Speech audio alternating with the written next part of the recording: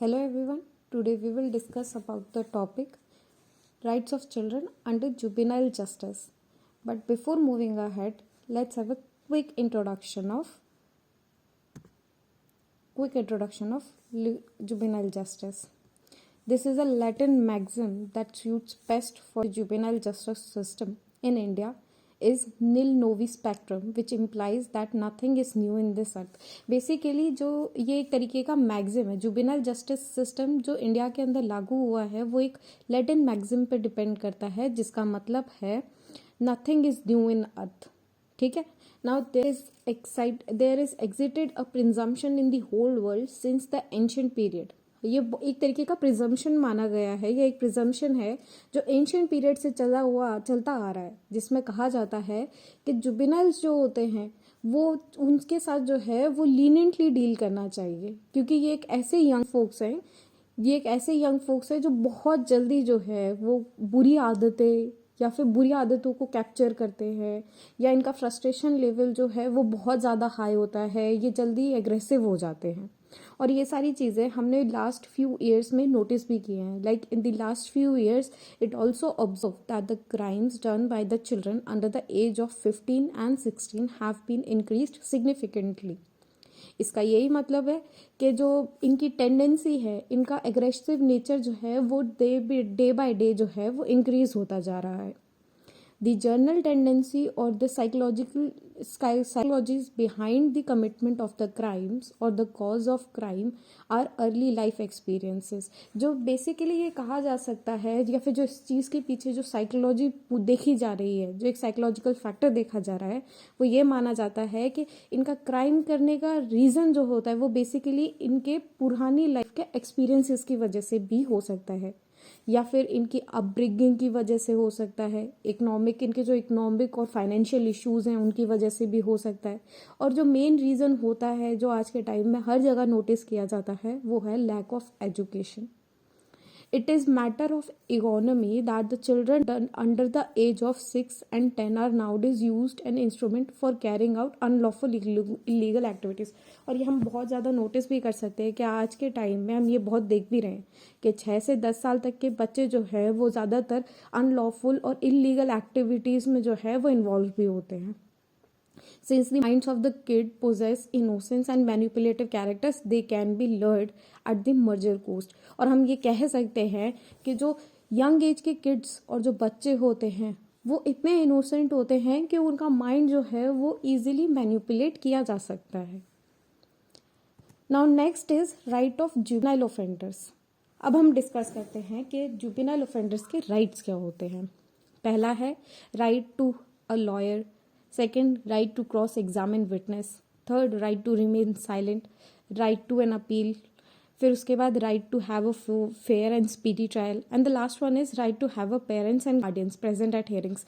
ये कुछ ऐसे rights हैं जो juvenile offenders को provide कराए जाते हैं ताकि क्या है वो बच सके, या फिर ये एक ऐसे rights हैं जिनकी वजह से हम क्या कर सकते हैं, उन्हें protect कर सकते हैं, या फिर जो juvenile offenders है वो खुद को protect कर सकते हैं. Now the next इस जो पहला राइट है वो राइट टू अ लॉयर है. जो जुवेनाइल ऑफेंडर्स जो होते हैं उन्हें राइट टू हैव, ये उनके पास एक तरीके का राइट होता है कि वो क्या कर सकते हैं, कोर्ट की प्रोसीडिंग्स में अपने लिए एक लॉयर ले सकते हैं. ये एक तरीके का राइट है जो उन्हें प्रोवाइड कराया जाता है, जिसके थ्रू ये कहा जाता है कि वो जो है कोर्ट में अपक्ष रखने के लिए एक लॉयर को हायर कर सकते हैं. Now the next is right to cross examine witness. ये सेकंड राइट है जो जुवेनाइल ऑफेंडर्स को प्रोवाइड कराया जाता है, जिसमें क्या करते हैं, कोर्ट जो होता है वो ऑफेंडर को अलाउ कर सकता है कि वो क्या करे, वो क्रॉस एग्जामिन कर सकते हैं. जो मतलब जुवेनाइल ऑफेंडर्स हैं वो क्रॉस एग्जामिन कर सकते हैं.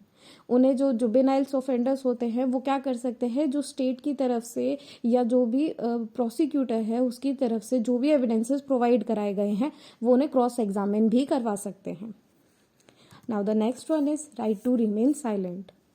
ये right to remain silent जो है वो एक तरीके का प्रिंसिपल है. It is a common principle which ensures that the accused should not assume to be guilty merely for responding their questions put forth by the police or by the court. Basically it is a small kind of right which is provided every juvenile offender, not every juvenile offender but a juvenile offender. इसमें क्या होता है कि जो juvenile offender होता है वो चुप भी रह सकता है, मतलब उसके ये ज़रूरी नहीं है कि वो कोर्ट की प्रोसीडिंग्स में बोले ही बोले, अगर वो चुप रहेगा तो भी कोई इशू नहीं है। बेसिकली चुप रहना जो है वो फ़ायदेमंद होता है, क्यों? क्योंकि ऐसी सिचुएशन में जुवेनाइल ऑफेंडर जो है वो मेयरली गिल्टी प्रूव्ड नहीं हो पाता। अगर वो कुछ बोलेगा, कुछ गलत भी बोल सकता है, तो बेसिकली कुछ गलत बोलने से बेहतर है कि वो कुछ नहीं बोले। तो ये एक तरीके का राइट है जो जुवेनाइल ऑफेंडर को प्रोवाइड होता है। Now the next one is right to an appeal.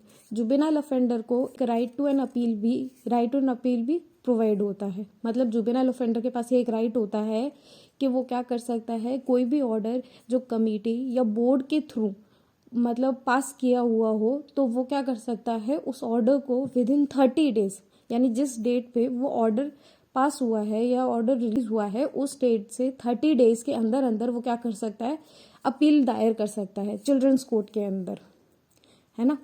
उसके बाद अगला है right to have a fair and speedy trial.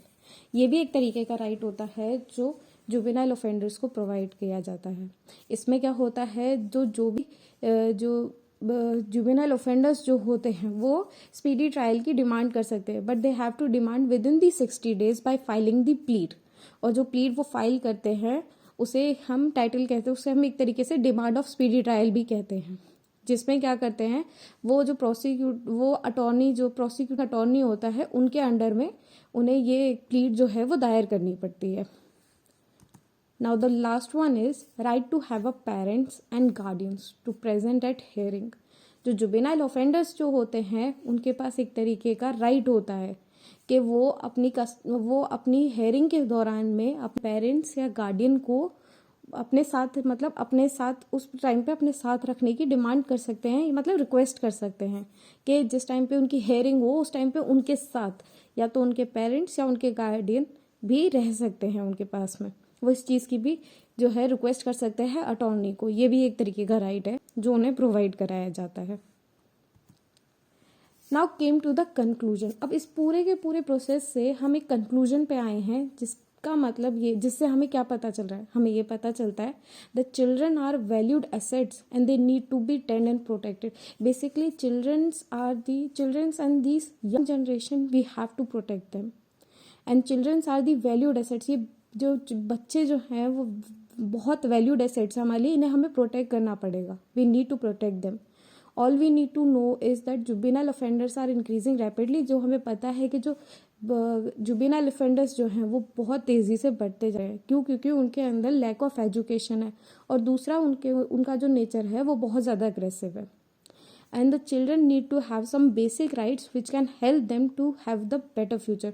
और इन सारी जो ये जुवेनाइल ऑफेंडर्स का इंक्रीजिंग रेट है, इन्हें कम करने का सिर्फ एक ही तरीका है कि हम इन्हें एक बेटर फ्यूचर दें, और वो बेटर फ्यूचर जो है वो एक प्रॉपर एजुकेशन प्रोवाइड करा के ही दिया जा सकता है।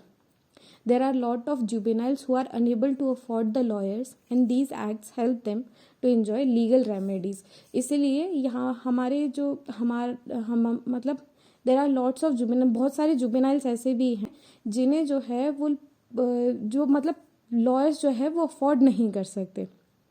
तो ऐसे टाइम पे उन्हें, और वो लॉयर्स भी अफोर्ड नहीं कर सकते और लीगल रेमेडीज़ भी उन्हें नहीं मिल पाती। इसलिए हमारे इंडियन कॉन्स्टिट्यूशन ने हमारी इंडियन कॉन्स्टिट्यूशन के अकॉर्डिंग जो है वो हर इंडिविजुअल चाहे वो लड़का हो चाहे लड़की हो, चाहे अडल्ट हो चाहे माइनर हो, चाहे प्लेंटिफ हो चाहे डिफेंडेंट हो, हमारे इंडियन कॉन्स्टिट्यूशन की नज़र में सबके सब बराबर है। इसीलिए हम किसी के साथ भी भेदभाव नहीं करते। इसलिए हमारे इंडियन कॉन्स्टिट्यूशन ने ऐसे ही कुछ राइट्स जो है वो जुवेनाइल ऑफेंडर्स को प्रोवाइड कराए हैं ताकि हम उन्हें प्रोटेक्ट कर सकें। Thank you so much. Have a good day.